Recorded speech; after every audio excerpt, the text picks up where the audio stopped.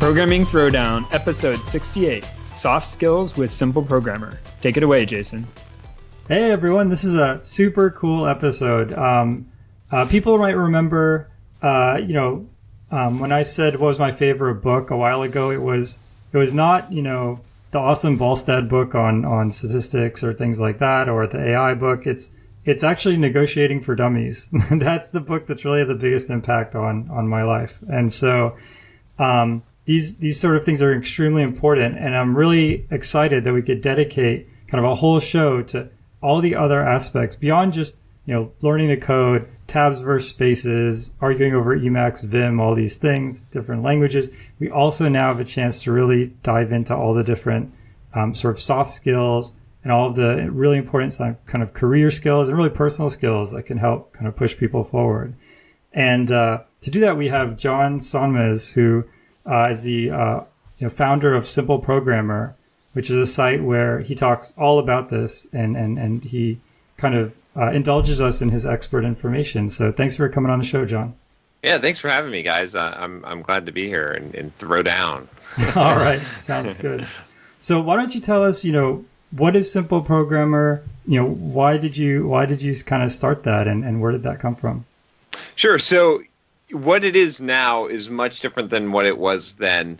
And the why I started it has changed into the purpose of it now. So to go back in time, I started it really out of two main motives. One was just because it was a passive aggressive way where I was at to get people to listen to me, because if someone reads something on the internet, it has a lot more clout, even if it's unpublished, even if you just publish it yourself rather than me saying it. And plus you get to finish your sentences in paragraphs. So so I was working on a Scrum team, and they were doing some things wrong, and I just thought, okay, I could just blog about kind of this stuff, and my manager and my coworkers will, they'll read this, and they did, and it did have a good effect. So that was sort of one of the reasons why I started the blog. And then the second reason was because I felt like too many developers were just priding themselves in taking the complex and making it more complex, or taking the simple and pretending like it's complex, like, because it gives you, I don't know, it's an ego boost. It makes you feel like you're more valuable than you are. And I was like, no, this is wrong, because we should really be telling people that programming is simple, and this is, and we should be explaining things and making things simpler rather than more complicated, because at its heart, and I still firmly believe this, there's nothing really hard. There's things that in conglomeration are hard, but when you break things apart to the smallest pieces, they're usually pretty simple, right? I mean, I know I'm saying that with an extreme viewpoint, but in general, that's the case, especially in our field.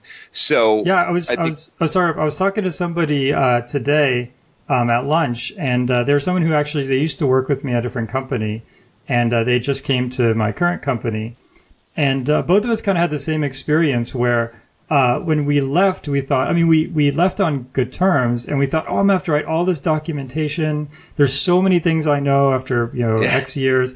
And the reality is you leave and the company just keeps going as if you weren't even there, right? It turns out that when you get in the middle of what you're doing, it can seem like, it could seem like impossible for other people to sort of jump in.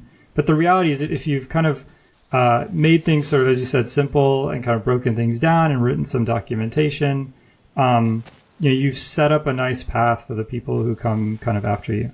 Exactly. Yep. I totally agree. It's funny how people have that guilt when they leave a company, like they're gonna. Trust me, it's not gonna crash into the ground. Yeah. But yeah. So that was where I started out, and so my blog was. I didn't know what I was doing. Right. I just created this blog.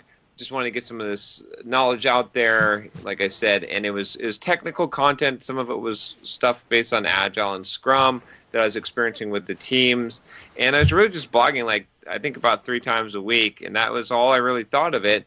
But then some weird stuff started to happen. Like I'd start to get a bunch of emails, and all these opportunities started opening up. I got invited to do courses for a company, an online training company called Pluralsight when they were first starting out. And that was a really good opportunity. I got phone calls from people wanting to hire me for jobs not to interview me for jobs, but to hire me for jobs because they read my blog, and I remember thinking, wow, this is just crazy. Like I wasn't intentionally going out there trying to market myself, but I did. And I ended up going, I didn't remember the first podcast I did was Hansel Minutes way back then. It was like, Scott Hanselman was this big star to me back then. And here I was on his podcast, and all my coworkers were like, man, I heard you on Hansel Minutes podcast, and, That's awesome. And I started to realize, I was like, wow, this is interesting. So I started doing some talks on how to market yourself as a software developer, because I accidentally did this, and then I started intentionally doing it, and it was, my career was taken off. I spent 14 years honing my technical skills, and no one cared. but as soon as I figured out the soft skills, how to communicate and talk and do those things and market myself and build a brand, bam, everything started to take off. So that I gave a couple of talks, and people were just enthralled with that. I was talking to people after a conference and code camps, like 5-6 hours. No one was doing this content. And so, to fast forward to where things are now, what ended up happening was I started to realize that even though I had created a bunch of technical training content, I ended up doing that. I just ended up having all these great career opportunities. I started to realize that my heart was really for personal development and helping the developer, and that no one was doing this. There was this big hole in what you could call life coaching or personal development for software developers and soft skills, all of that, that's kind of rolled into their self-helpy type of things that people make fun of, but are really beneficial in life. And it was super beneficial in my life, right? I went from an introverted, shy, kind of afraid to talk to girls guy that was bold and out there and stop being lazy and conquering things and becoming an entrepreneur. And I wanted to teach other people how to do that. So really what SimpleProgrammer ended up becoming, and what my mission is now, I actually I'd say retired like 4 years ago, because I hit my passive income goal, but then I decided I'm going to pursue this full time. And so SimpleProgrammer has really become the place where developers can go to improve themselves, to reach their potential as human beings, and to find fulfillment and happiness in their lives, not just from a technical perspective. So a lot of my content is out on YouTube and the podcast. I still have the blog that's still going, but yeah, that's basically it. And it's grown to a company. We've got 3 full-time employees and a few part-time employees. So it's grown to this huge, massive thing, and it's all based on that whole idea now of personal development for software developers. Cool. That makes sense. One thing that kind of is amazing that a lot of people don't pick up on, when I read, let's say Business Insider or one of these kind of like, news, kind of mainstream news organizations, is this idea that if you look at what percent, a company such as Intel or Google or Facebook or any of these, Apple or any of these companies, the percent that they spend on their salary, on compensation, is at the level of the medical field. So it used to be, if the companies that spent, let's say, 50% of their expenses on employee compensation, it used to be just doctors, lawyers, and just a few other kind of niche areas. And in all the other places, the majority of the expense was in, capital costs, so, maybe servers, or you're buying a power plant or something like that, right? But now with high tech, you have engineers who sort of are in that position where basically a company like Google sells, crackles of energy over the internet, right? And so Right. their biggest expense are their people, and also that's their biggest source of income. Like, it's entirely driven by people, and so that's why there's a lot of low hanging fruit that people can grab in their personal life as software engineers, like just by sort of developing sort of this marketing, this negotiation, and sort of you can raise sort of your own value as an engineer. It's incredibly important. And it's something that, hasn't been typically afforded to engineers. As I said, it was something that was really not part of this profession. So we have a lot of catching up to do. Oh yeah, definitely. You're very right. Especially there's a huge amount of opportunity. Especially, I always talk about the commoditization of software development, and it's really coming. I mean, when I hire developers, I hire developers on Upwork to do work for me, and I can get like. And here's the thing, and this is what it is if I can be very specific in what I want, and I can describe it really well, which most managers and project managers cannot do, I can get programming labor done for extremely cheap, like ridiculously cheap. But so what I'm saying is that it's no longer good enough to just be a programmer, right? It's writing code and the technology part of it. Yes, there's still a premium on it, but that's fading away quickly with the globalization, right? With a world economy. But what won't fade away, the thing that's going to set you apart, the thing that's going to stop the commoditization from taking your job as a software developer, is going to be the communication. It's going to be the soft skills. It's going to be the personality and being the person that understands the bigger thing, that can run with the project and communicate to other people on the team. Right. That's the biggest thing that I think, and so that's why I think there is still this, and software developers that are highly valuable are more like doctors and lawyers, and so much spend is on salaries, because they're not really paying. I think personally that most companies aren't paying necessarily for the technical aptitude anymore, because there's a lot of that all over the place. But and this also goes to speak to why so many developers tell me, "Oh, why does everyone say that developers are in such high demand, but I can't get a job?" It's because, no, it's not just programming, it's not just the technical skills, it's not just developers that are in high demand. It's highly functioning developers that not only possess the technical skills, but have the soft skills and the people skills, and those kind of skills that, in conjunction with those technical skills, those are the valuable ones. That's what everybody wants, and that's what's high in demand. Everything else will be commoditized. At least that's my prediction for the future. Yeah, and I think it's incredibly possible now to build a brand with no resources at all. I mean, people know this. We've mentioned it. We have, now thanks to Patreon and some of these things, we have some funds. We can actually spend a little bit on advertising. But we went years without doing any advertising at all. Just 100% just organic, just putting out shows that we would find entertaining, really putting out shows for our children to be able to watch later if they're interested, listen to later. And it just kind of grew. The brand just kind of grew completely organically.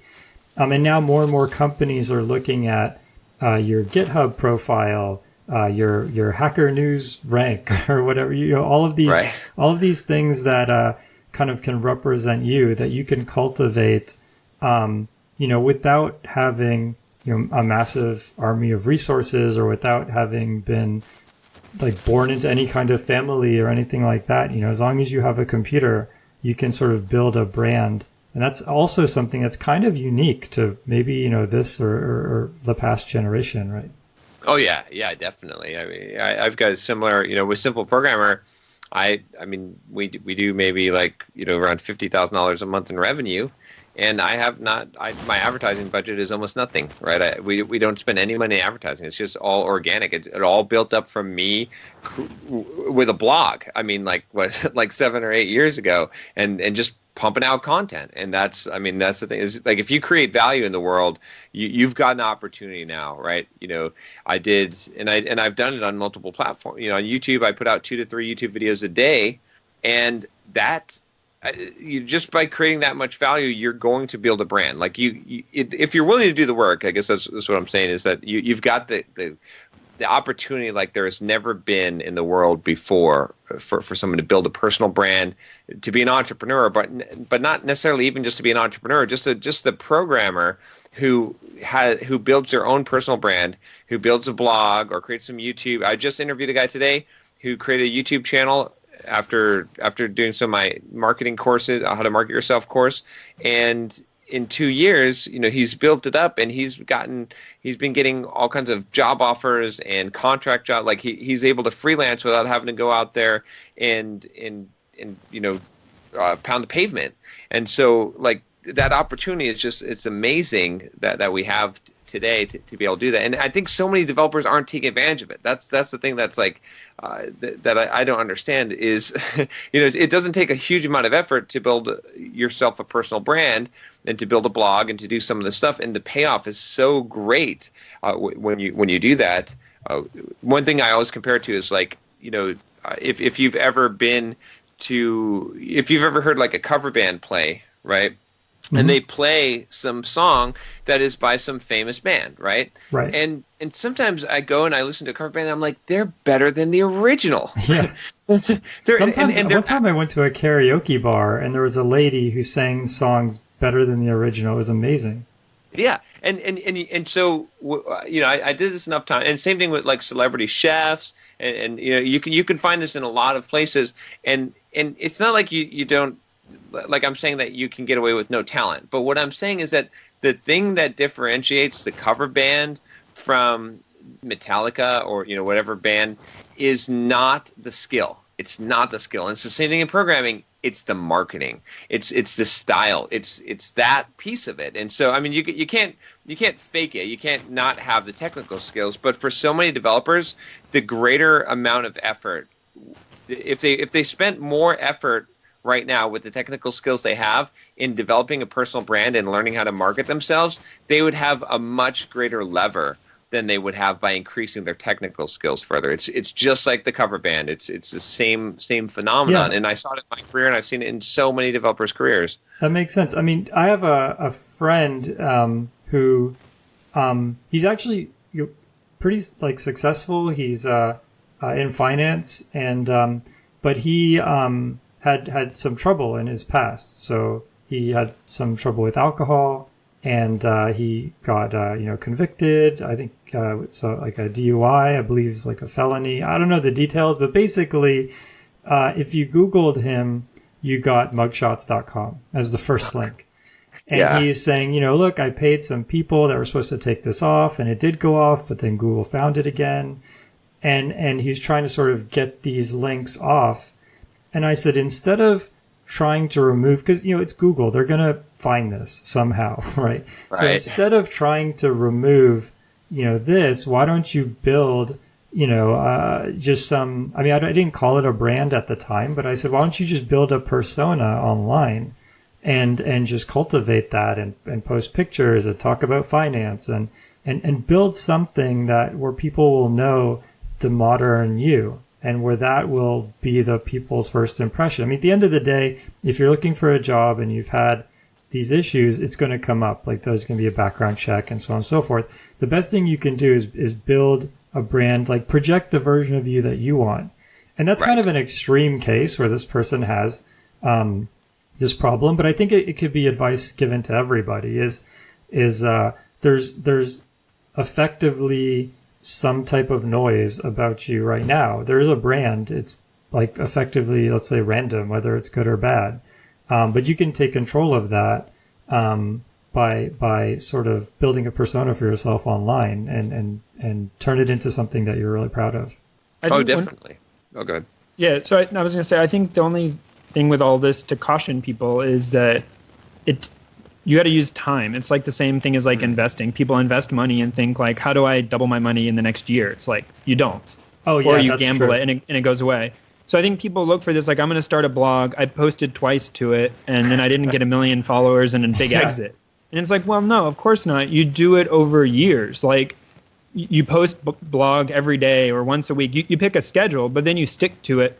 And it's over a long period of time, you sort of get that compounding interest effect. I mean, I guess we'd have to think about it economically and puzzle it out if it truly is a sort of exponential thing. But it in my head, it sort of maps that way, which is like you do these things over the course of a career and you build a brand. It isn't that you can't buy the marketing, you can't buy the spot in Google, but posting enough things over the course of, a year, 2 years, that's very beneficial. And it shows, employers' consistency, right? Like if I go to your website and it looks like you threw it together last night, or your GitHub has one, project on it that you committed to once, that's not actually that interesting.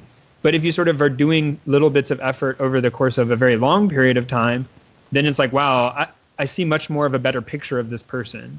Yeah, that's actually a really good point. I think a lot of people have goals. And I mean, goal is just a word. I don't want to say I'm against goals, because it's kind of like being against Christmas or something, right? But I feel like it's better to have a system than a goal. Like, for example, this year I really wanted to declutter my life, right?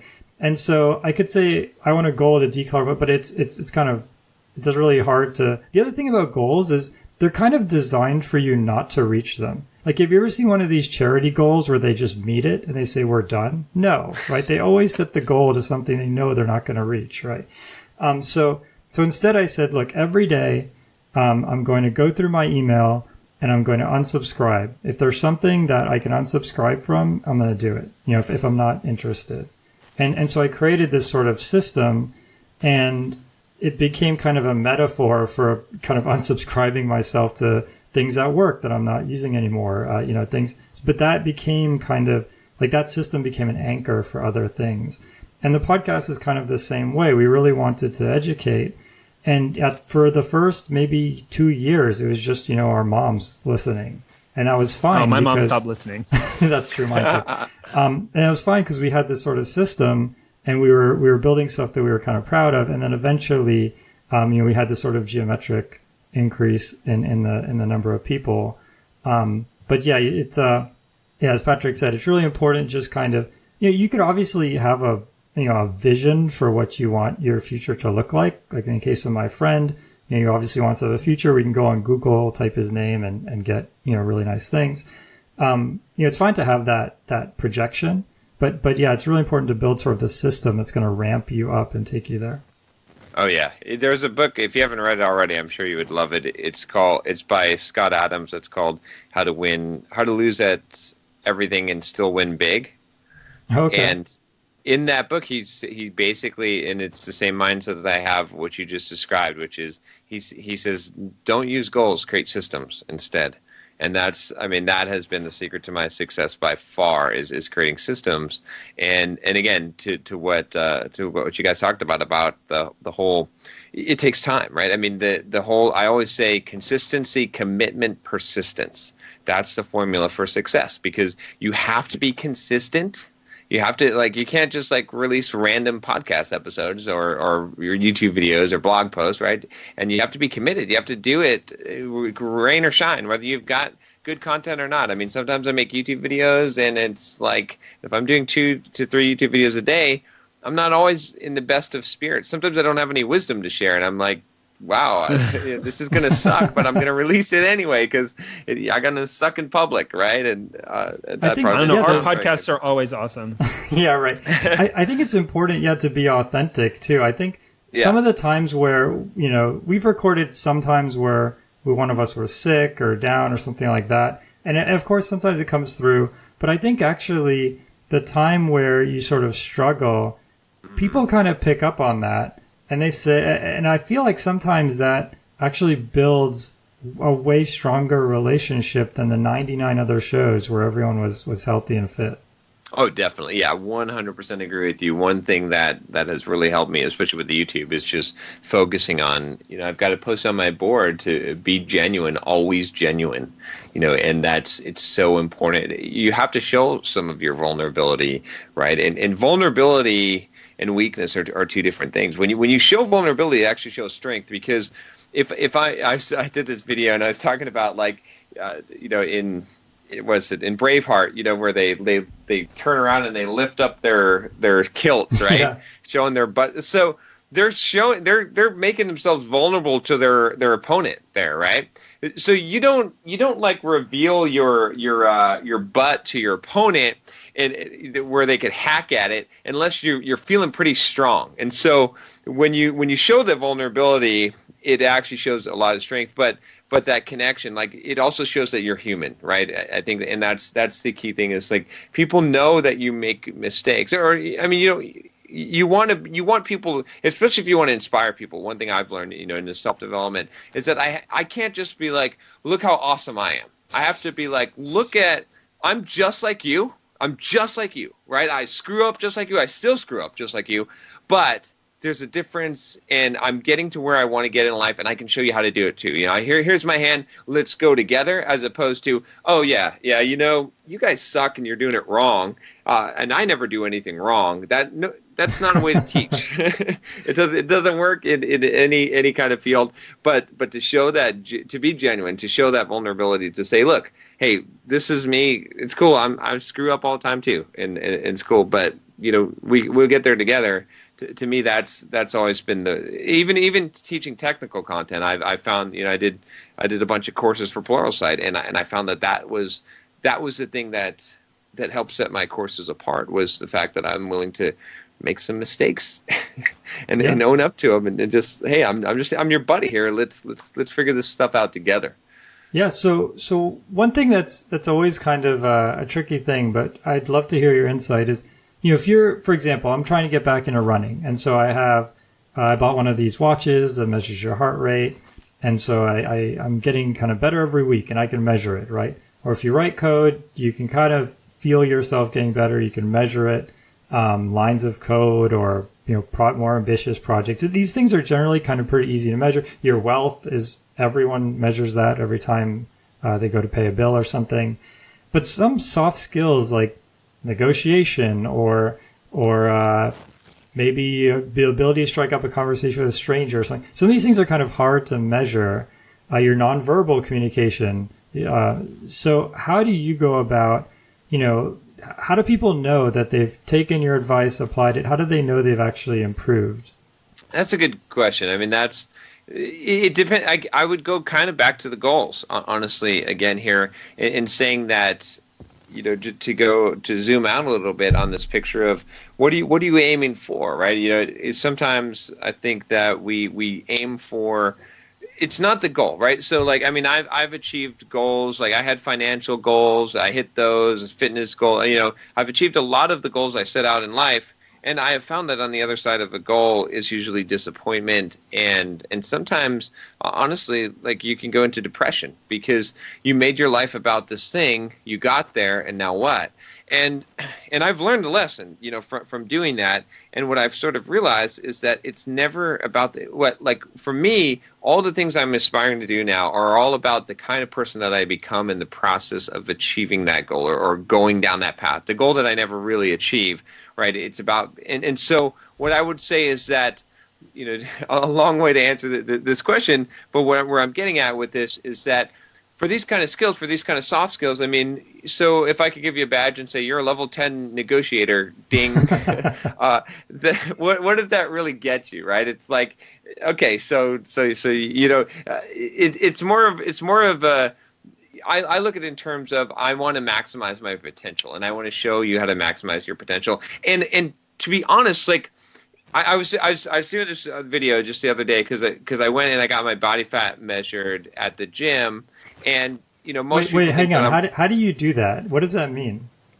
Oh, like where they check your body fat level? Is that like where they? Because I know there's BMI, right, where they weigh you and they get your height and they do some math. But is this sounds like something like more sophisticated?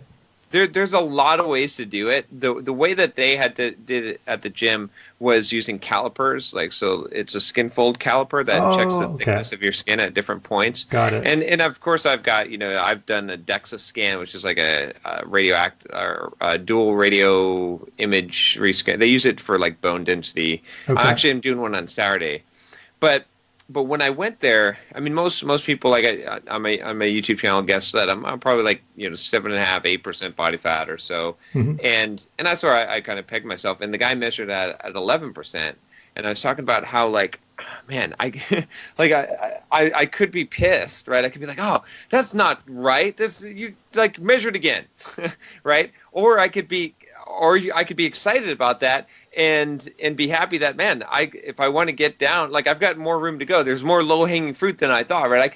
I feel like I look great now. I can look better, right? So my point of it was I talked about this idea of when you measure something, when you measure a foot, use a 13-inch ruler instead of an 11-inch. Right? Although we want to go through life and we want to use these 11-inch rulers to measure a foot, we want to stretch it and say, oh yeah, I got it, I hit the goal. Look, my net worth is $1 million or whatever. You know what I mean? Whatever it is. But use the 13-inch ruler, so then you got it. And that's how I feel about some of these things that are hard to measure. It's like okay, have I overcome? I do a lot of coaching for guys, like dating coaching, and teach them how to go and I'll just put it plainly and say pick up chicks, but Right. to go in and overcome their social anxiety, right? To be able to go in and talk to women, it's difficult for guys to do. A lot of guys in our field, right? Mm-hmm. And the thing is, like, whether you got it or not. Whether you're afraid or not.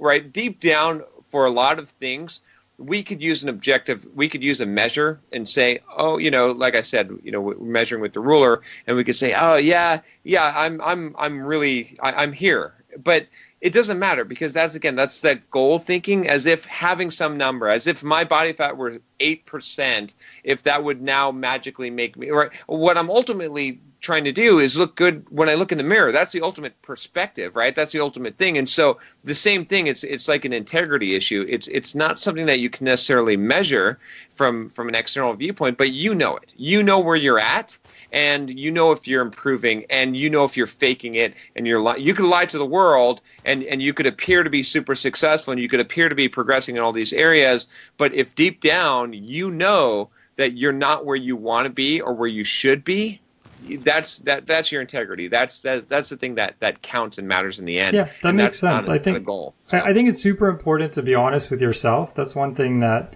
that's kind of like a slippery slope. It's kind of hard to come back from.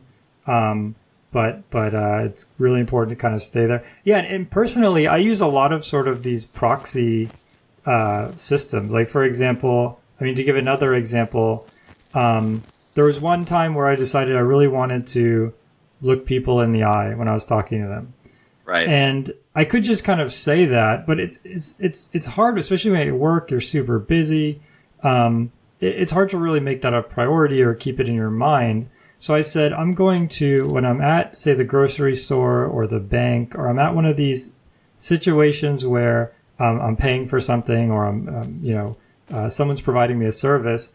When I sign the check, or when I sign my name on the bill, or whatever it is, I'm going to look the person in the eye at that point. Like, I'm going to make that kind of a conscious part. And I know that, I could have my head in the game at that point on, focusing on that one thing.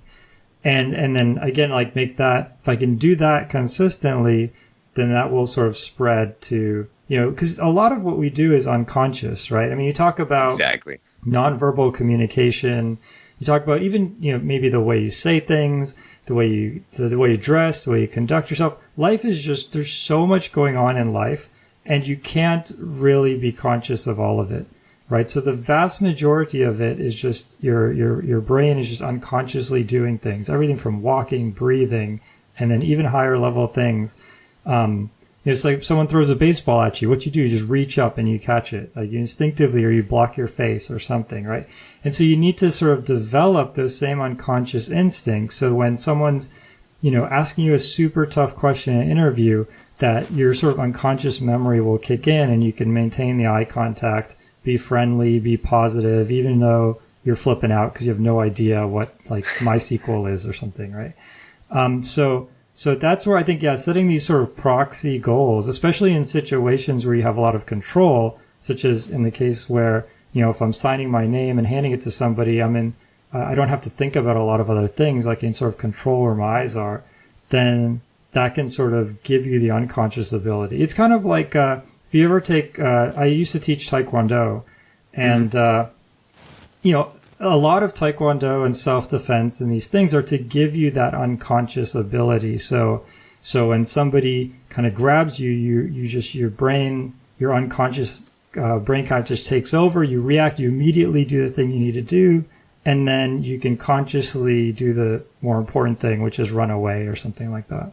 Oh yeah, I totally agree with you. It's funny that you say that about the eye contact too, because I had this exercise again for overcoming social anxiety, and I had different levels of it. And one of them was, I did this video and I was talking about how, like, and I did this myself. I would go and I'd go for a run, and I would make eye contact with people, and I would not be the person to break it. And I would, and the other rule was that you couldn't smile or nod your head, because those were both signs of kind of weakness, of deference, right? And so you just had to, like, not like angrily staring people down, but you just had to realize that there's no reason why you should break eye contact first. You can control the frame if you choose, and you have the power to do it. And this is uncomfortable, but I strongly believe that the only way to grow, everything that makes you grow in life, is something that's uncomfortable. And so I did that exercise myself. It made me feel real uncomfortable at first, and a lot of people that subscribe to my channel did it. And what we found from this was that now it just became, now we mastered that, and we had it in that specific context, like you said, and now we just have the power to do it. Like, you don't even think about it. It's not even a thing, because you've done it in such a difficult situation. And I took it to some different levels of some other things, but it makes a lot of sense. I mean, that's one of those things, like, you practice it over and over, and then it becomes, again, same thing. Even I'd say, like, when I just shot some videos today, and I'm walking down the beach, with my phone, and there's tons of people around. I'm just talking to my phone, but I've done it so many times now that I'm not saying that I'm not self-aware at all, but it was uncomfortable at first, but then it became a thing that became normal, and now I can do it. But you got to step out of that comfort zone if you want to be able to expand your ability in any of those areas. Yeah, that makes sense. So what do you think, if you had to pick just one thing, maybe from your entire website, just one lesson that you wanted people to follow, like the most important, the most underdeveloped soft skill for software engineers, what do you think that would be? Shoot, this is a tough one, because it's going to change from day to day for me, like right. Just from my perspective, right? I like to talk about looking at things from a different perspective, but the one that I fall back on a lot, even though it's not super exciting, like, I want to say something more exciting, but honestly, I think this is the most valuable skill in life, period, is the ability to teach yourself, is learning how to learn. If you develop that skill, and it is a soft skill, because there's not a technical way to do, it's not learning one thing. It's the ability to acquire knowledge, the ability to self-educate, to teach yourself, right? This is one of those things that it's so, like, if you can do this, and a lot of people think they can, but they can't, right? What they can do is they can go find teachers that tell them what to do, and that's not the same thing as teaching yourself. But if you can honestly figure out how to teach yourself, how to learn, then the doors of the world open up to you. Like, there's nothing that you can't do. You want to become an entrepreneur, you want to build a business, you want to get this job, you want to learn this. So many people, the people that, and you could go to the whole mindset, the fixed versus elastic mindset viewpoint on this. But essentially, the people that I know, and I've had this experience a lot from YouTube, just because of the kind of people that are on YouTube sometimes watching my videos and commenting on them are not the kind of people I would normally associate in daily life. And some of those people, their problem is very, very clear. They have a very fixed mindset. They don't know how to teach themselves. They don't believe it's possible. So much of life is shut to them. They have no ability to change a lot of their situation in life, because they can't see it, because they don't have that skill. If they had that one skill, if they could just teach themselves, if they figured out that they could do that, everything would open to them. And the people that I see that are most successful in life are people that you basically would say, or the kind of people that would say, well, you know what, if I needed to become a lawyer, I could become a lawyer. I could probably do it in a few years, and yeah, sure, doctor, fine, whatever. Those are extreme examples, but programming language, yeah, I could learn that programming language, right? Every single thing that that you could possibly throw at them, they're like, yeah, I could do that. There's no reason why I couldn't do that. I could learn that. And it's because they have that ability. They've taught themselves how to teach themselves, honestly. And so I would say that's really the most valuable thing. Yeah, that makes sense. I always find it kind of interesting when there are jobs that, there might be a job that's, building the Java virtual machine for Oracle. Well, I'm sure you need to be a Java expert, right? But there's so many jobs where they're building a website and they say, need to know Java. And I bet if you went there and you said, look, I have never done Java, I've done PHP, but I could probably pick it up in a couple of weeks. They would at least give you an interview. And so I think, a lot of it is, as you said, is sort of knowing that you're much more malleable than you think, that you can learn anything, and being able to project that to other people, I think, is super important. So what about, let's say there's a college student, CS grad, has all the technical background, but someone like Patrick or myself in college, I only worked. My first job, I was doing Taekwondo. I taught Taekwondo, and then I did Taekwondo in the Mulan parade at Disney. So I would just break boards. I'd pretend to be a Chinese Mulan soldier, right? And so you get college students who have, they have all the technical background, but from the workforce, their experience in the workforce is selling popcorn, right? So what's the best advice you could kind of give them to get started in industry?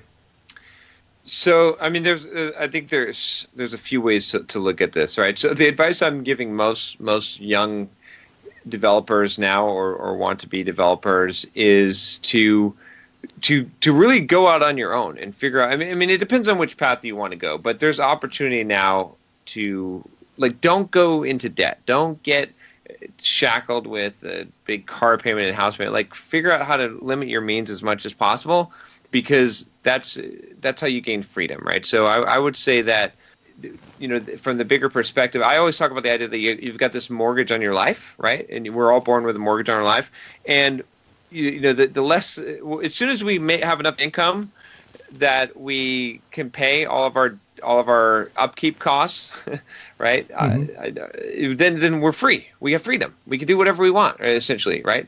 And so I would say that if that appeals to you, think about that. You could do that. Now, as far as the more traditional route of going, you say, no, John, I really couldn't care. I want to make a 6-figure developer salary. Okay, well then my advice would be a little bit different, which would be essentially, don't assume that you have to do everything by the book and by the rules, right? So there's so many ways to get a job. And the best way to get a job is not to go on to Monster or whatever the Dice or whatever the job search boards are and apply for 500 jobs with the same resume and cover letter and then hope that some people call you back and get interviews. That's not it. I mean, that if you're going to do that, you could do the numbers game. If you're going to do the numbers game, then I would say, hey, treat it like a sales, like a sales funnel, and and measure the metrics. And I've got some sections on my new book on how exactly to do that. But I honestly would rather see young people figuring out of the box ways to do this. And what I mean by this is what about going and going through and setting up coffee with just some managers or just some developers that work at various companies that you want to work for, and not ask them for anything, but just ask them what you could do for them, or just hang out and just get some, build up your network that way. What about going and what about you got a company you really want to work for?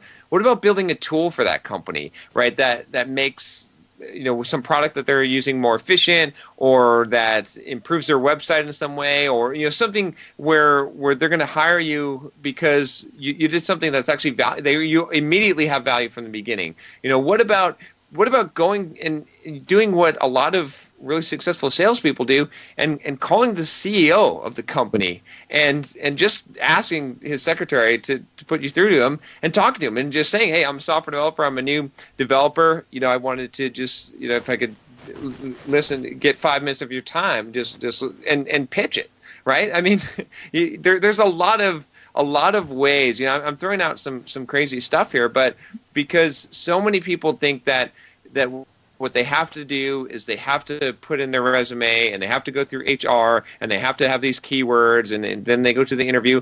And it's not like that at all. I mean, some of the best jobs I ever got were jobs where someone called me up and said, hey, come work for us, right? Yeah, that makes sense. I think it definitely is something that, I think to extend on that, don't think your first job is going to be your whole life. I mean, my father worked the same job his whole career. My father-in-law worked the same job for, I think, 50 years. But now things have kind of changed, especially in our field. And it doesn't mean you should really go into your first job saying, oh, my goal is to get out of this job, right?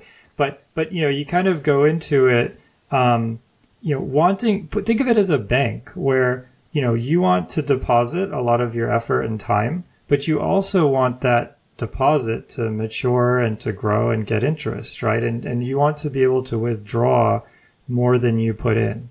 And through building the right connections, and through, developing some of these soft skills, also developing some of the, the technical skills as well. Through all of that, you can, either advance in that job, or if you find one that's better later on, you can switch, and you can hopefully switch with having gained some interest on that. Yeah, I totally agree. It's all about that long-term perspective, right? Because you realize that you're not probably going to be there forever, and times have changed. It really has changed. A lot of times, in fact, what I found is that a lot of times today, the only way to make an advancement in your career is to switch, is to move, right? A lot of it used to be frowned upon to like job hop. Not saying that you should switch jobs every 6 months, but every couple of years, that is not necessarily a bad idea. If that sometimes that's the best way to scale up the ladder. Yeah, and again, it's one of these things that should be natural, right? I mean, you can't go into it saying, in 2 years I'm going to either get a promotion or be somewhere else. It's more just, as I said before, you're depositing this time and this effort, but you're also kind of being self-aware, and if an opportunity comes up, there's going to be a chance that the opportunity will be in your current job, but there's also going to be a chance, probably a much greater chance, that opportunity is going to be somewhere else in this very large world, right? And so, it's important to make sure that you sort of honor your obligation. You can't just leave after 6 months. I mean, they're hiring you because they want to ramp you up, and then you have to put in that deposit, right? Otherwise, you're not going to withdraw anything. But right. I think the self-awareness is extremely important. What about, so we have a lot of people listen to the show who they're kind of on the other side of the fence. So they might have incredibly good soft skills. They also have an incredible ability in some area, let's say biology or chemistry, or maybe they are a carpenter, or they have sort of a discipline. And they have put many years into that, and now they want to switch. They want to go into CS, right? And so they have the industry experience, but they're kind of transitioning to kind of a brand new field, right? And so they're kind of in a different boat than the college student. What kind of advice would you give them? Those are my favorite developers. First of all, the best developers I've ever met and worked with have always been those kind of people that amazingly that after a career 20 years as a biologist, or there's a guy I worked with that was an environmentalist of some sort, and then they become a developer, and in the short 3 years that they're a developer, they're as good, or it's like they have 10 or 15 years of experience. And I haven't really been able, it was a strange phenomenon that eluded me for such a long time, but what I think about this is that when you achieve a mastery level in one skill, even the stuff that doesn't seem like it carries over, it carries over. It carries over because you've maybe it's just the time and the dedication and the grit that you've developed in becoming a master at something, but it does. It really does. And so what I would say to them is that they have a distinct advantage for multiple reasons. One, because if you've already been successful at one thing, I mean, and you see this all the time. You see people that are super successful in multiple areas, right? Because success begets success. And so what I would say to them is you have an advantage because of that. So it's going to be easier for you, right, than most people. And then second, you've got another perspective that is extremely valuable, right? Not coming from the whole. Sometimes we can be cynical and jaded in the software development community, and we don't see things because we're too much in the water. We're too much, in the thick of it, and everyone has the same opinions. And so bringing in those outside opinions, seeing things from a different perspective is really awesome and is very, very valuable. And you end up making a really valuable member of the team because you have that perspective. So I would say that, it seems overwhelming, right? There's a lot of stuff to learn. And yes, there is a lot in software development. And yes, it can take you years and years to achieve what you're never going to like totally master it. And technology completely changes, but have a little bit of more confidence than you might have, and dive in. And pick, and the key thing, especially when you don't have 20 years of career maybe left or whatever, is that you be very specific about what it is you want to do and what you want to learn, right? Because within software development, there's so many things, there's so many technologies and programming languages and Java. You could spend your entire life learning JavaScript frameworks, I'm pretty sure. Yeah. And it would be a treadmill that you'd just be slipping backwards on. So rather than trying to learn everything and trying to know a little bit about everything, be very, very specific. Say, I'm going to be a mean stack developer. Good. Learn all of everything in that if you're going to do full set, right? Or be very, pick a specialty, be very specific, pick exactly the skill set that you need to learn in order to do that and be functional. And you can fill in the gaps and the other stuff later. You'll eventually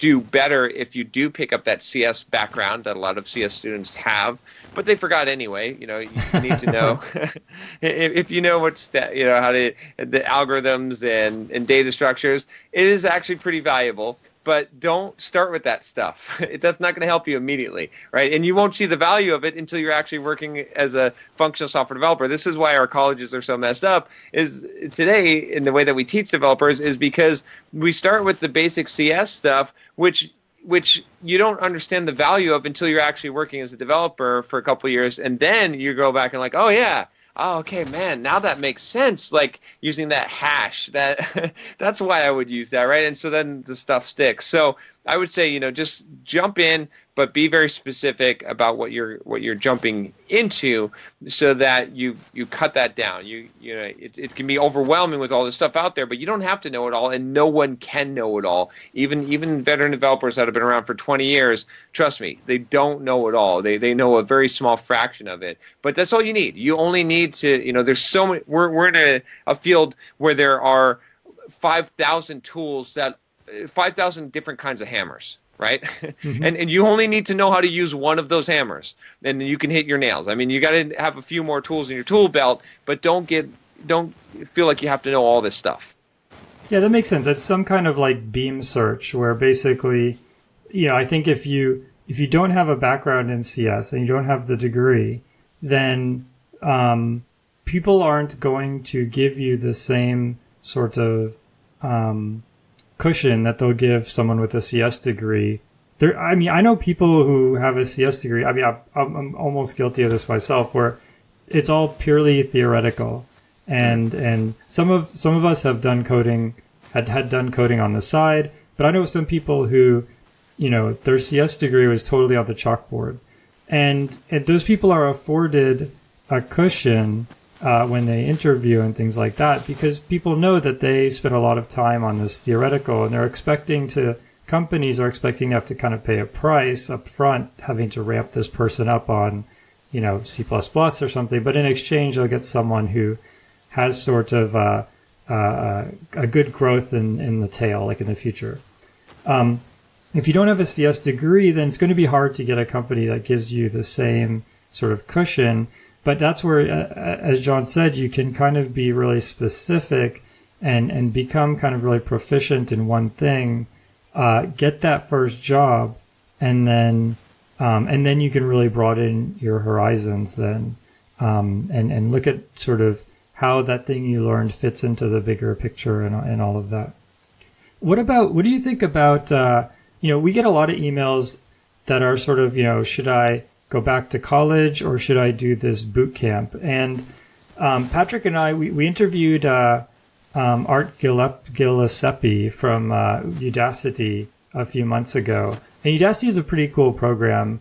But in general, we haven't, at least Patrick and I, haven't seen a lot of people, in the places we've worked or in our contacts, like who have come from sort of these kind of boot camp environments. Most of the people are either self-taught or from university. And so we're kind of torn, because on one hand, something like Udacity, Coursera, these kind of things are kind of revolutionary, and I'd love for MOOCs like this to succeed. But on the other hand, it really kind of hasn't happened yet. And you kind of, I feel like you will probably have a broader vision than Patrick and I, who we basically live, I don't know, 5 miles away from each other. So what do you think in kind of a more holistic way? Do you feel like these bootcamp classes are valuable? Are they a scam? Are they somewhere in between? Is there huge variance? What's kind of the landscape like? That's a great question. This is a question I get all the time. In fact, the new book that I'm putting out, I put like the very first portion of the book is like, should I go to college? Should I go to boot camp? Should I self-teach? Right, because it's such a critical question, and then how to succeed at each one of those. But here's the thing: I'm very bullish on boot camp as a choice, based on a couple of parameters that I have to set up front. First of all, it's based on, I think that it's the best bang for your buck if you do it right. And it just makes sense to me today, right? Like I'd rather, if I were starting out today, I wouldn't even go the self-taught route, simply because it takes more time and it's harder to figure out what you need to know, right? If someone can give me, a really intensive, like I think of an immersion program, and just get me working as soon as possible, that's great, because then that's the beginning of my education, but I can get paid while I'm getting my education the rest of the way. And so I think that is definitely the promise of boot camp. Now, in reality, does this happen? Right. So in reality, what we're faced with is a landmine of, there's some crappy boot camps, of course, right? Mm-hmm. It's hard to judge the level of some of the boot camps, and it's sort of in between, right? College, you go to college, they tell you what to do, right? Like it's completely tell you what to do, right? Boot camp is they're giving you, but they're giving you the instruction, but it's sort of really very much up to you, right? I mean, you've got this time, and you can decide how you're going to use that time. Like, are you really going to hunker down and learn what you need to learn? And then, for self-instruction, it's if you need some kind of structure, self-instruction. I mean, I know a lot of developers that have been self-instructing for 4 or 5 years, and they haven't even create a resume or apply for any jobs. So that's, it can be an issue. But what I'd say with bootcamp is first of all, it's a very cheap alternative, right? So the advantage of bootcamp is, like I said, it's short learning curve, getting you a job very quickly, and the investment is relatively small. So don't cheap out, right? If you're going to do a bootcamp, don't price shop the boot camps. Go and pick a quality boot camp where people have graduated and they have a high placement rate, and then go and call their references and check and see. Okay, so that'd be my first piece of advice. Then the second thing I would say is that, here's the thing: as long as it's a decent boot camp, think of it this way, okay? If you're the top person in the class, let's say it's a 3-month program in that boot camp, if you're the top person, do you think you'll get a job, right? Probably, and you'll probably get a good one, right? I mean, a boot camp would be really, really crappy if the best person in the boot camp didn't get a job. They would have to be... Their homepage would look so sad, right? I mean, right. Their homepage would be, look at Jim, he's on the street. Exactly, right? So you got to assume. So I would assume that the top 10% of people in a particular class are going to almost like have like a 90% chance of getting a job. If you've filtered, okay, right? I mean, I think, and that's a pretty conservative estimate. But if I'm going to a boot camp, this is my objective. I am going to be the number one person. I'm going to work harder than anyone else. I'm going to apply myself more than anyone else. If it's within my ability, I am going to, and especially it's an intensive program, right? You're doing this for 3 months, like a full-time job or more, 10, 12 hours a day. Freaking bring it all. Go all in on this and be, because, and this is why I'm saying this, is because I feel like if you take some basic steps, right? If you filter and make sure that you've got at least a semi-quality boot camp, right? And you are aiming at being in the top 1, but let's say top 5 or top 10% of the boot camp, realistically, because there might be some genius. You might have what's his name, Doogie Howser in there, and he might just whoop the pants off you no matter what you do. But if you're aiming for the number 1 slot, you're almost guaranteed success. And I mean, this is so much the truth in life in general, right? But this is how I would hack the boot camp, right? Like, in my mind, I'm thinking there's no way you fail if you take this approach. Where you fail is when you take the half-ass approach. When you're like this, when you're like, gee, Bob, I'd like to get a software developer job because those guys make a lot of freaking money. My friend Joe has a software developer job. So, what should I do? Should I learn on my own, like do some courses online? Nah. College, I don't want to really spend 4 years. Oh, there's a boot camp for 8 weeks. I'm going to sign up for this boot camp, and they said they'll get me ready and get me a job. If that's your attitude and you go in and you think that somehow magically you're going to go into this program and then 8 weeks later you're going to get a 6-figure developer job, no, sorry, it's not going to happen. But if you're like, man, I really want to become a developer and I'm willing to do what it takes and I'm learning on my own as much as I can in preparation for this boot camp, I'm going to sign up for this thing and I'm going to put my all in it. I'm going to stay after. I'm going to tutor other people in the class. I'm going to get as much help as I can and see if I can help the instructor, right? I'm going to really devote my life to this and try to be the top person in this class. Yeah, I don't see how you could possibly fail if you have the second attitude. But the first one, it is guaranteed failure almost. I agree with most of that. I was having this conversation with someone at work as well, and I have a couple additional heuristics, but I don't know because I think it's still a little bit early. But one of them is finding a place that has teachers, the instructors that work or have worked at jobs you would want. Oh, that's a good point. So if so here we're in the San Francisco, Silicon Valley, if you want to work at Uber, find a boot camp that has, instructors that came from Uber. A couple reasons. One is because they'll help you with what you need to be able to do to get a job there. And the second one is because, they have a network or either are still there, and that can definitely help with placement of like we were already talking about, the top people. The best people are going to get the referrals, and they're going to refer people because that helps them. It's a self-fulfilling thing. Like if they refer the best people, it increases their instructor aptitude. It increases their college, like everything at the boot camp, everything gets better. So that's one. And the second one is sort of similar, which is do a boot camp if possible in an area you would like to have the job for basically the same reasons. So if you want to work in the Silicon Valley, my advice would be to find a boot camp in Silicon Valley because you're going to have peers graduating and instructors that have connections in that area. If you do one, and I don't know where all the large boot camps are, but if you do one in Florida, hoping to get a job in California, it can happen, but you're just not helping your odds. Yeah, that's a good point.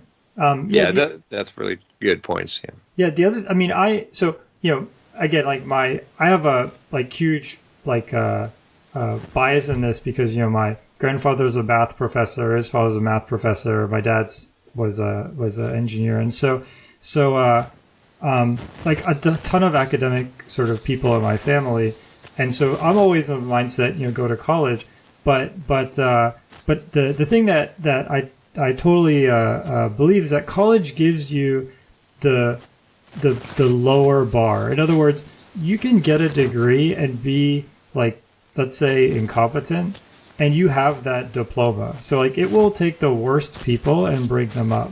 But college won't necessarily take the best people and give them the best possible experience, right? So, I think it's sort of a toss-up. I think if you already went to college for biology, let's say, it's probably not a good idea to go back through another 4 years to get a CS degree. That's something I agree with. But either way, I think the goal should be to be the best. And this is true even if you want to be any career. I feel like anything I say, I will disparage that career. So I'm not going to pick anything out. But no matter what you want to be, is the goal is to go into it. Look at the best people in that career, and you should want to be to have the same sort of career experiences as those people, and that should be kind of your target. Like if you want to be a basketball player, with people who want. I actually went to basketball camp when I was in high school. I was terrible at basketball, but I went to basketball camp and. There were people who said, I want to be like Shaq, or I want to be like Anthony Hardaway, who was, popular at the time. And they had sort of role models, and they had kind of targets, and they had sort of respect for that. And I feel like it's the same kind of thing where know what it means to be the best person at whether it's your university or your boot camp class or what have you, and then strive to sort of be better than that person, right? Exactly. Yeah, you're dead on. It's funny. I was talking with a friend of mine, and he's talking about his kid being in Little League, and how the kid was being benched all the time, and he wasn't. And I told him, I said, there's a real simple solution to this rather than complain to the coach. So how many hours a day do the other kids practice? Right? Yeah. And he's like, well, they just go to their practice, and I think some of their star players, they'll do like an extra hour of practice every day. And I was like, just tell your son, if he really wants to never be benched again, put in 4 hours of practice a day, 3 hours of practice, whatever it is, whatever they're doing, do twice it. Yep. Guaranteed in 6 months or one season, guaranteed you'll be starting. You'll be so much better. Like, just do whatever the best person's doing and double it, or do better than whatever the best person's doing. Look at their training and do more of it. And it's when I say it, it sounds so damn simple, but it's one of those things that you get frustrated and you're like, I don't understand. Like, I can never be like that. But the answer is really a lot. It's putting on the overalls. That's it. Yeah, and I think one of the great sort of tragedies is, I grew up in a part of my city where a lot of people played basketball and not a lot of people went into really engineering, and I found myself being really bad at I played basketball for years. I was terrible at it the whole time, and in hindsight, I never really practiced. Like, even I went to this camp, I wasn't really actively participating, and it just wasn't really my thing. It wasn't really what I did for fun. But then, the things that I did do for fun, like I did all sorts of like coding things. Was into Linux, like kernel hacking and things like that, and emulators. And these things, I ended up spending just an extraordinary amount of time on them.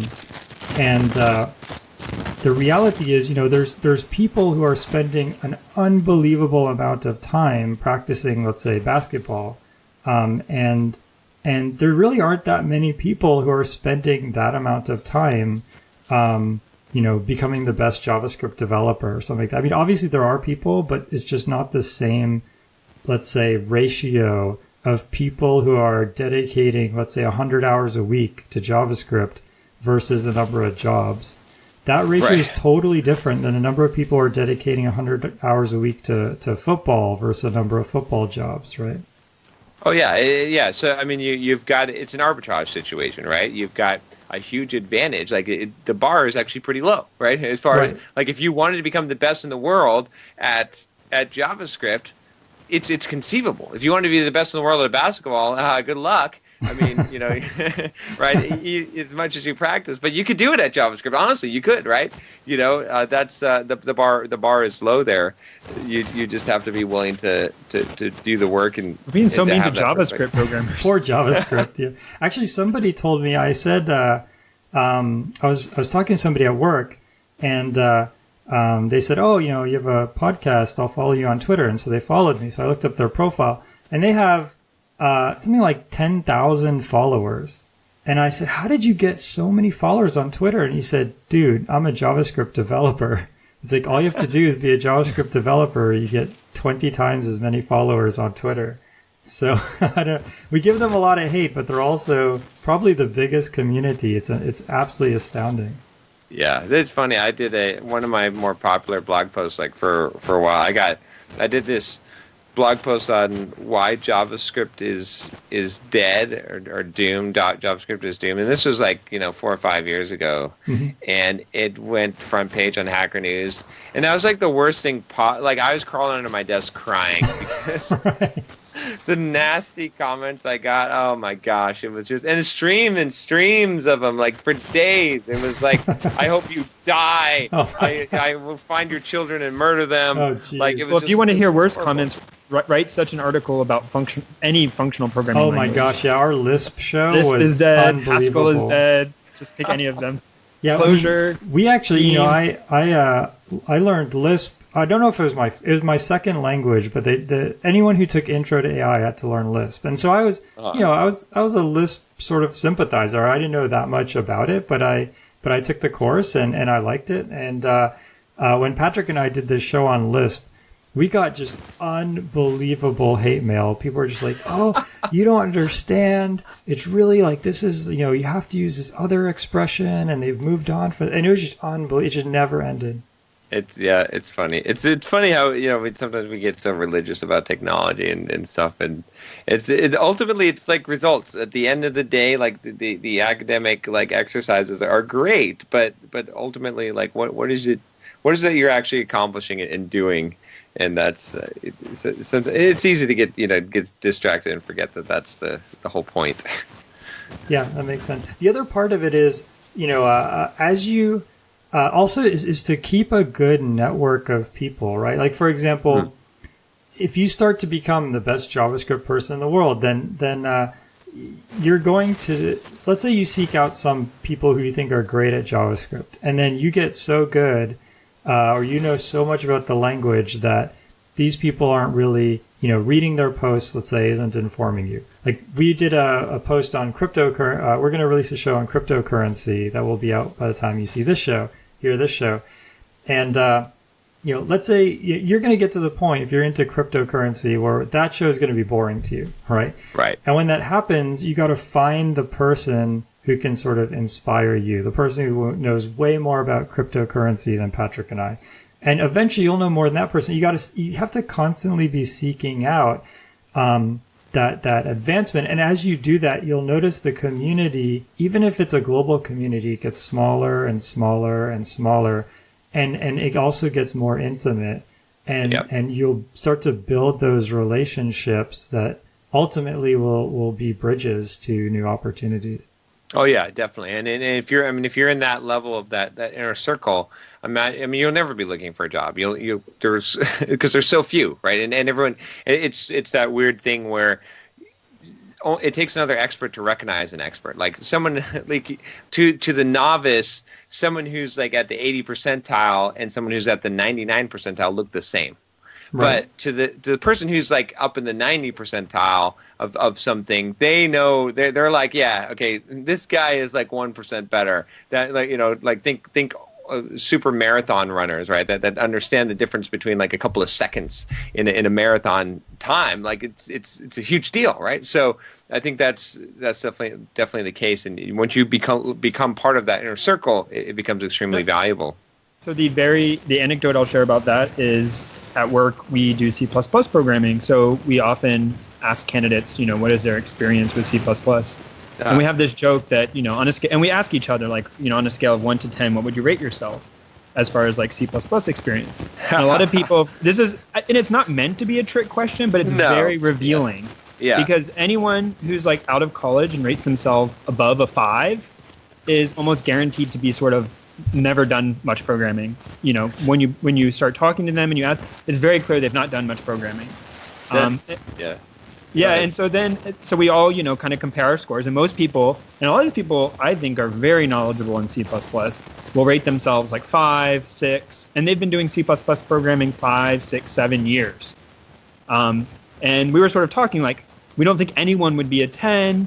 Maybe Herb Sutter would be like a 9. Right. People who, write the standard template library are probably like an 8. People who go to CPPCon are like a 7. People have been doing like 10 to 15 years, like a 6, right? Like the scale is really strict, but it's almost universal across everybody at work. It's very consistent. Right. And it's very clear, as you're pointing out, people who don't fit in, and it's not like a mean thing, but it just instantly reveals how long someone's been doing something.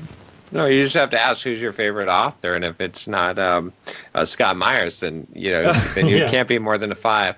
Yeah. It's funny. I was real big into the C. Actually, it's funny. When I was a big C++ developer when I started out, and I thought I was hot shot. I thought I was good until I went to Top Coder. It's kind of an old thing. But man, I went into there and I went into the single room. I went into the SRMs, those single room matches. Yep. And I was like, I can't even solve the easy problem, right? So I had to like learn STL, and I had to read, and so then my head is in. I read effective C++, probably like 10 times more effective C++, effective STL. I'm learning all of the STL inside and out, the Boost library, right? Like all this stuff.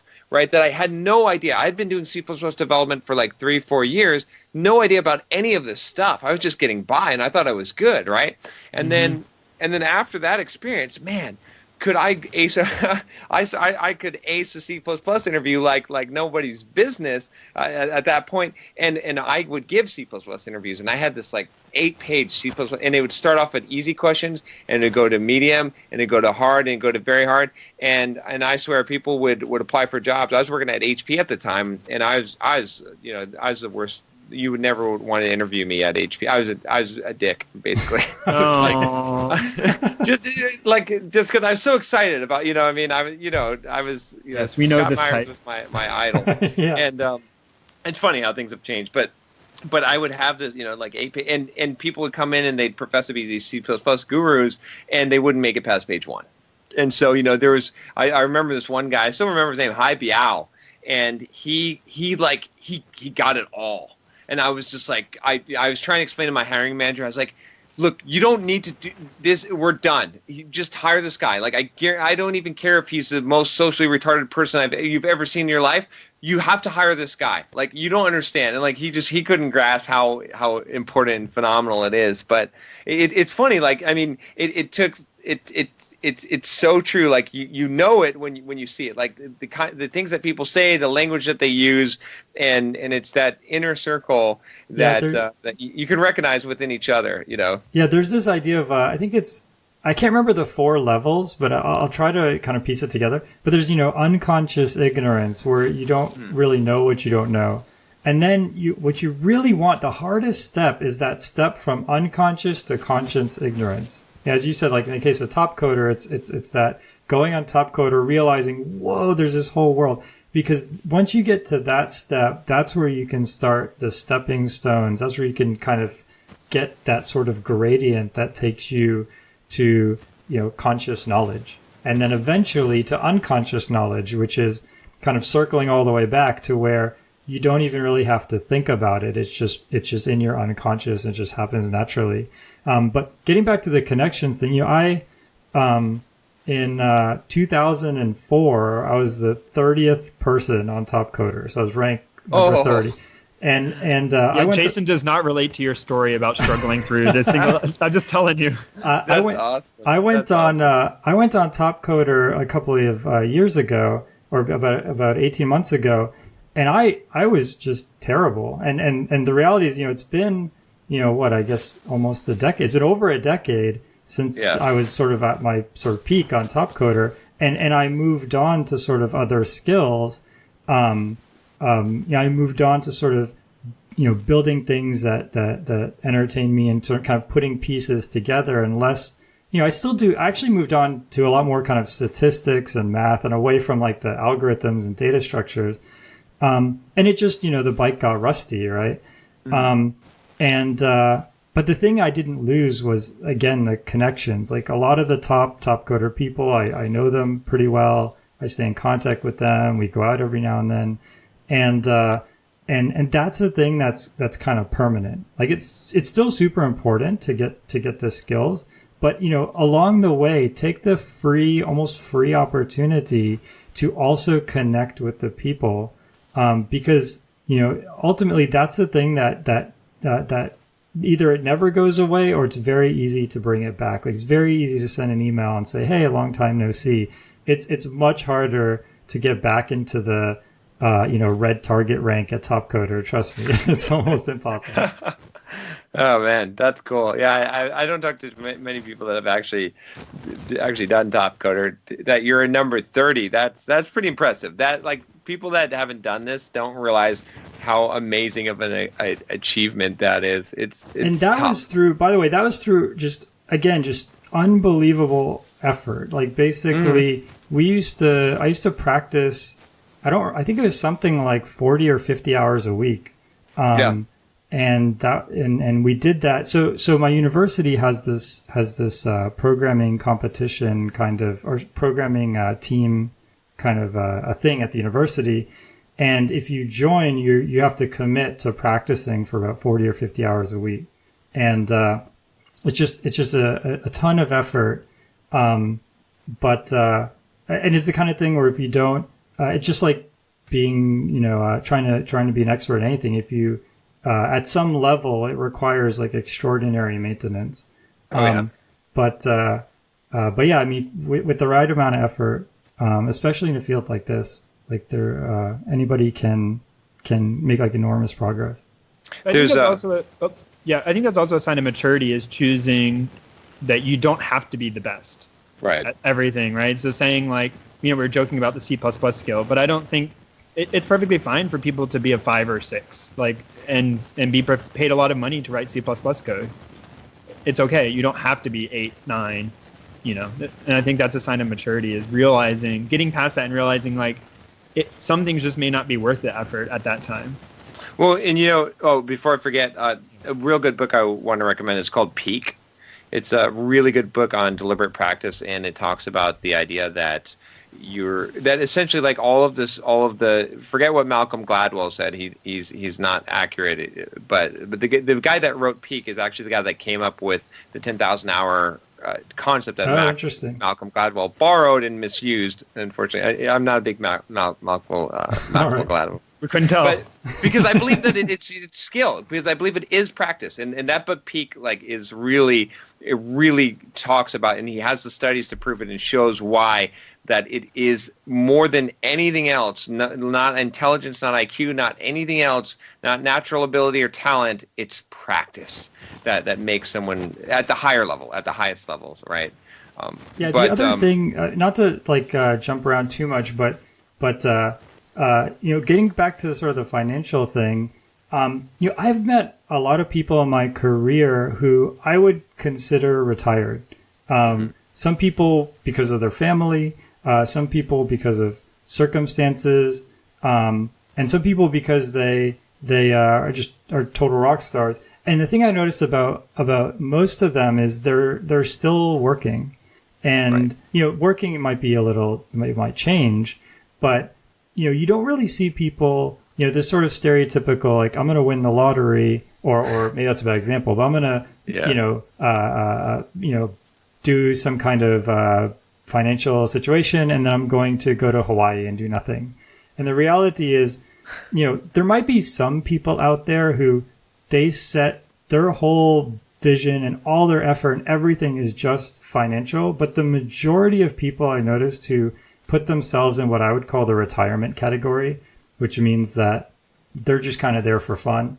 Those are the people who sort of had that incredible passion, and there's massive inertia there. Like, the kind of people I've met who can just, leave their job at any time are the same people who are there just because they love it. Like, it's very hard to do something you love and get nothing out of it for years.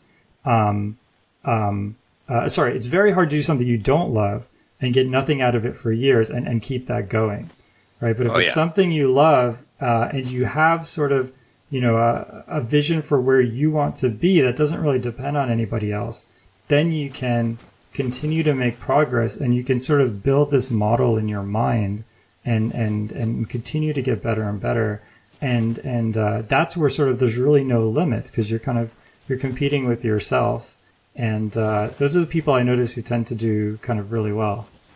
Oh, yeah. It's funny that you should say that, the Hawaii thing, especially because that was so, from a young age, one of my goals in life was I wanted to retire young, right? And I started doing real estate investment when I was 19. I don't want to pretend like I had a plan then. I just didn't want to pay rent. But later I did develop a plan. And I spent a lot. I slept on mattresses on the floor. I put a lot of effort into this goal. Like, this was my dream. I wanted to retire young in life so that I could do whatever I wanted. So, and in my mind, I was like, I just play video games all day. This will be awesome, right? I'm going to go live on the beach. Okay. Like, all this stuff. Like, I want my time. And so about 4, I guess it's been 5 years ago, 4 years ago. 4 years ago, I hit it. I did it. And coming up to it, I started to have, like, when I could see the end goal in sight, and I was like, I'm going to be able to quit my job, and I'm going to have passive income for the rest of my life, and I wanted to have like $10K a month of passive income. So it's not like just living in a hut somewhere, right? It's like, a decent lifestyle. And so I was coming close to that, and I started to have these, like, this kind of panic. It's like, well, what am I going to do, right? And my plan was, and I did it. I quit my job. I went to Maui. Okay. Oh, and you actually did it. I did, and I did that for about 2 months, and when I came back, I was like, no, I can't. I was strongly concerned just staying there forever, and I was like, no, I can't do this. I don't need to work, right? So my definition of retired is not like sitting on the porch or just surfing all day. It's like you don't have to do anything if you don't want to, but you doesn't mean you don't choose to. And that's what I came back with my renewed mission, and I kind of really had to really do some really deep thinking on. I mean, if you ever get to that point in life, most people are so busy living life that they never really think about life, and when you get to that point, and here's a good exercise if you ever want to just think about, and it takes some meditation on this, but imagine if you woke up with $500 million in the bank tomorrow, what would you do? And spend some time meditating on the question, because most of the answers that you first come up with are things that actually are things that would make you money.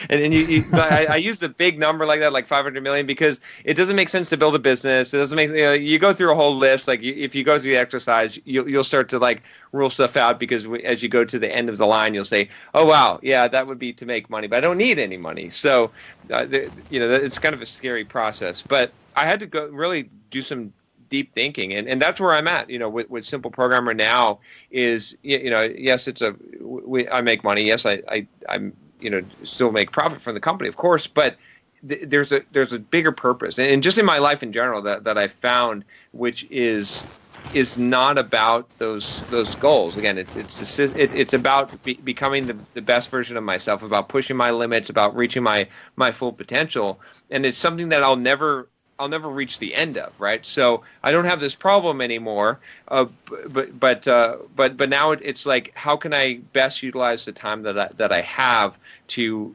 really maximize whatever potential that I could achieve during this time, not for an end goal, not so that I can make so much money, not so that I could do play video games all day, right? I have all those options, but it has a different purpose. And so, I mean, it's really hard to describe, but it's funny that you said that about going to Hawaii, because that was exactly my thinking in my scenario. And and people all the time, when I tell them I tell a story on my YouTube channel, they're like, oh, you're crazy. If I win the lottery, I would I'm like, no, the worst thing that could possibly happen to you is to just to come into an infusion of cash. It would ruin your life. It would ruin your character. It would just ruin everything, because everything you're dreaming for, everything you're aiming for, would suddenly you'd have it, and then you'd lose purpose. And when you lose purpose, everything it's horrible. So it's just interesting. Yeah, this is a good thought exercise for people who want to understand this. Is get your favorite video game, right, and then go online and find the way to sort of cheat in that game. Like let's take Grand Theft Auto. Let's say you're a huge Grand Theft Auto fan. Now they have the version online, which I don't know much about, but I assume you can't really cheat on the internet. But let's take Grand Theft Auto 3. Let's say that's your favorite game. You spent all the time unlocking the T-shirts and getting all the cars and stuff. Now go in that game, start over, and use the cheat code, which gives you infinite money and the ability to fly. Right, like Superman, right? And see how long you'll play that game. I guarantee you it won't be more than a week, right? It's going to be amazing. You can fly, you could drop helicopters from the sky or something, but after a week, it's done. It actually kind of killed the sort of narrative and the novelty and the experience of that game, right? And I would imagine winning the lottery is kind of like doing that to your life, right? It doesn't really it all of a sudden just throws all of your kind of goals and your values kind of out of whack. Exactly. Yep. I totally agree. That's a great comparison. It's so true, right? It's funny. I'm playing I'm playing the Zelda Breath of the Wild game. And I'm like, I am not looking on the internet for anything. There's some stuff I'm like, I don't understand how these recipes work and stuff. And I'm like, no, because as soon as I look up anything, it will ruin the entire game for me. I just want to figure it all out and discover it myself. Yeah, I'm exactly the same boat. I played Final Fantasy VII, which is considered one of the best video games of all time. And I played it, a very long time ago. And I'd completed Final Fantasy, I think 4 and 6 and 2. I don't remember. This was all a long time ago.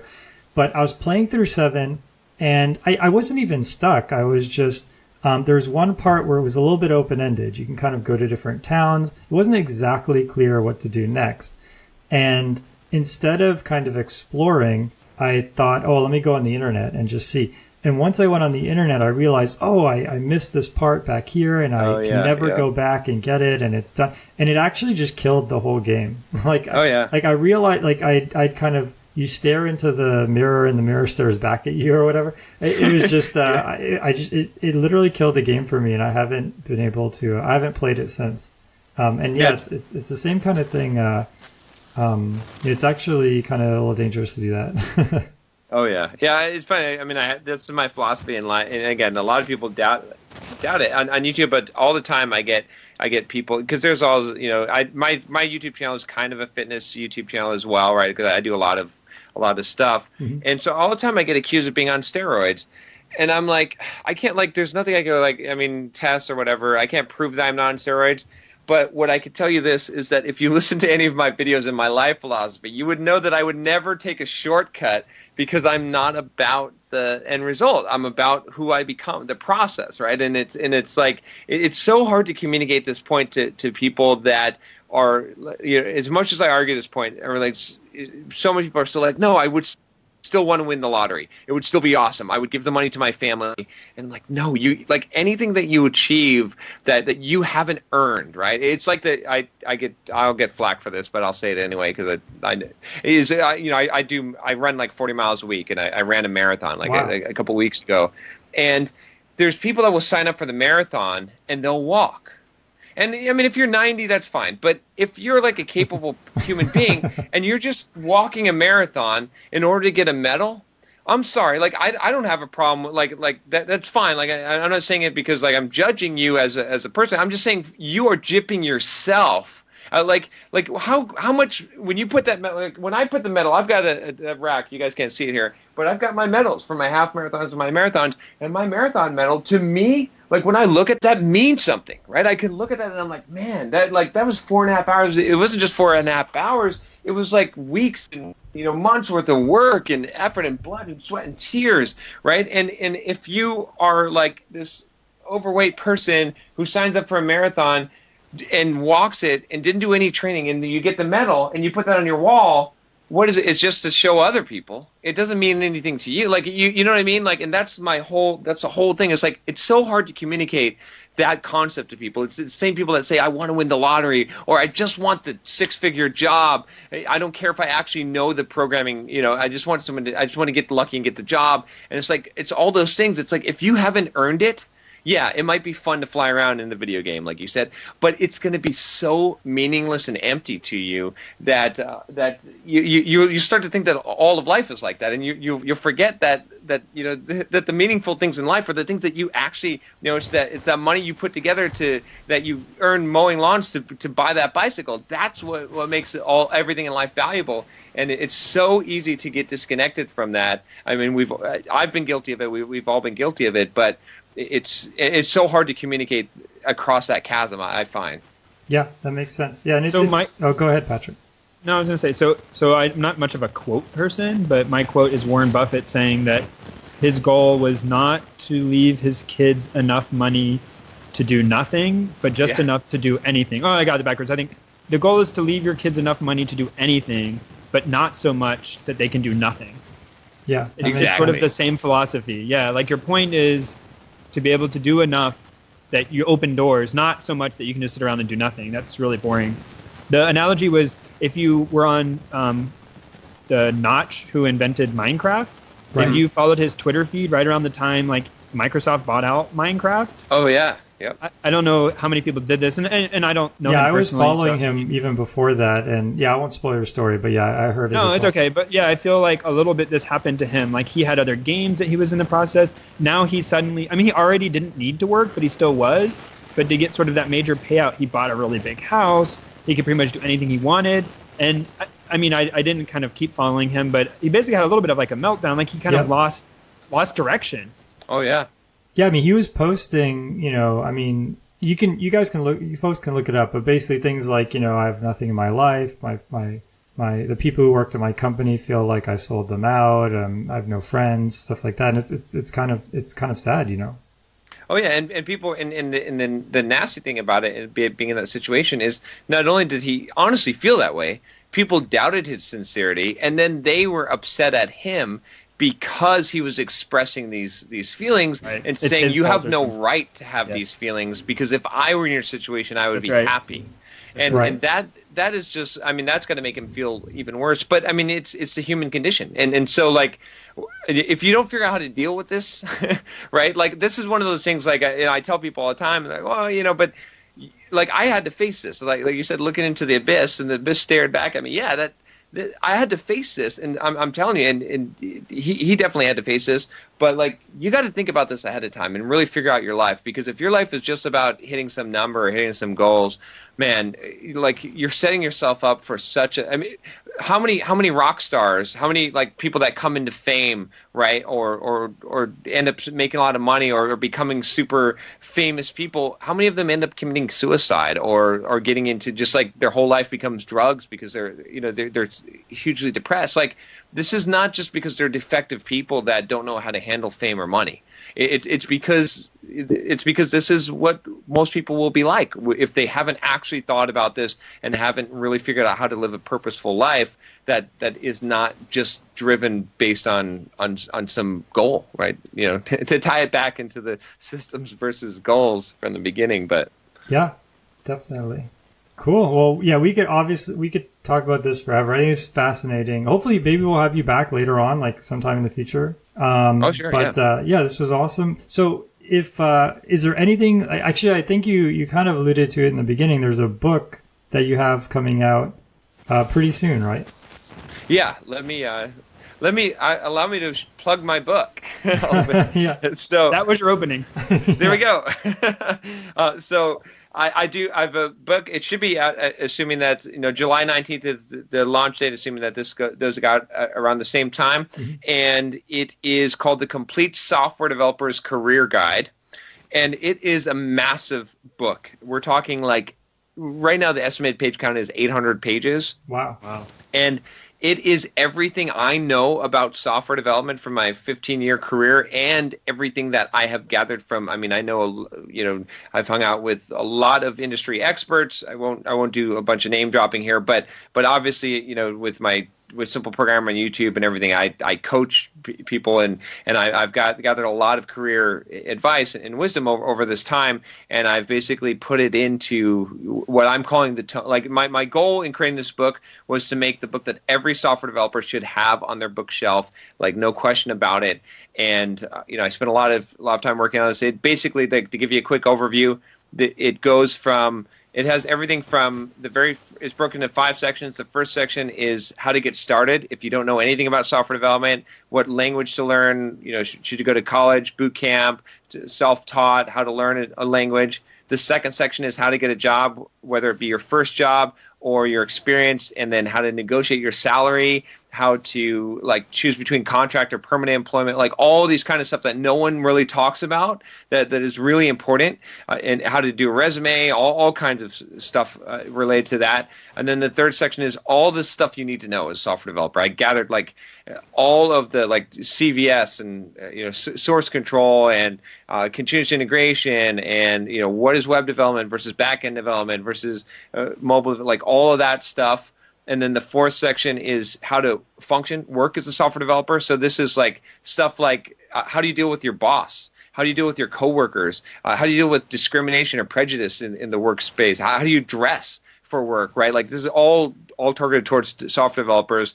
And then the fifth section is how to advance your career. So you've got all the other stuff down. What if you wanted to go and start speaking at conferences? What if you wanted to start a podcast? What if you wanted to, go beyond and become a freelancer and bill a few $100s an hour? How would you do this? And so that the book that's why it's massive, is because it tries to cover pretty much all of that at a pretty in-depth level. And so, yeah, it's going to be launching July 19th, and I will be doing the Kindle version of it for 99 cents for that day Oh, wow. Normally it'll be normally it'd be $9.99. I'm not sure what I'm going to price the print version, just because it's such a thick book. I've got to get a quote. I'm working on getting it typeset right now, so Okay. I'm guessing it'll be heavily discounted on launch day as well. But yeah, so it's the goal for this launch, by the way, too, is to be the #1 best-selling book on Amazon on that day, like across all Nice. categories. So what's the title one more time? The Complete Software Developer's Career Guide. And Okay, so cool. actually, if you want to check it out, if you just go to simpleprogrammer.com/career guide, it'll be the book landing page pre-launch, and then Cool. on the launch it'll have like bonuses. I think we've got a package that we're putting together, like $150 bonus package of course material as well, that will all for 99 cents. So Cool. And we'll have the I'm link going all out. on the show notes as well for people. Awesome. Cool. Well, thank you so much for being on the show. Looking forward to checking out that book. I'll definitely pick it up for 99 cents. I buy almost every Humble bundle where you spend $1 and you get 3 games. And, Oh, yeah. That's like your limit. $1. yeah. Well, you could. Yeah. Anyways, but even if like no matter what, I will spend $1. I won't even look at the games. When they send me the email for the new bundle, I spend $1. And sometimes I spend more if the other games look good. But I recently did this. I spent $1. I got this game. It had terrible reviews, and all the reviews kind of said, look, the game looks beautiful, but the gameplay is kind of messed up. And the developers released this patch saying, oh, we made all these fixes, right? And I played it, and it was amazing. And Really? they had just fixed the problems, and they had just gotten a bad rap, right? The book that I tell everyone to read was Negotiating for Dummies. I got that for $1. Nice. And just it was one of these kind of flash sales, and so I'll definitely pick this up for $1 and check it out. Cool. Well, I appreciate it. Yeah. Hopefully, like I said, this has been crazy trying to put all this launch together and writing this book. But I really want this to be a book that every developer can put on their bookshelf, because I feel like it's been lacking. Like this kind of advice. I put the book together because I felt like I didn't want to write another book. Trust me, after writing my first book, but I just felt like I have to put this out there. So. Cool. Well, thank you. And SimpleProgrammer.com is the site. We'll also have the link to in the show notes and all that. And thanks for coming on the show. Yeah, thanks for having me, guys. You guys are awesome. All right, thanks. Yeah. Bye-bye. All right, take care. The intro music is Axo by Binar Pilot. Programming Throwdown is distributed under a Creative Commons Attribution Share-alike 2.0 license. You're free to share, copy, distribute, transmit the work, to remix, adapt the work, but you must provide attribution to Patrick and I, and share alike in kind.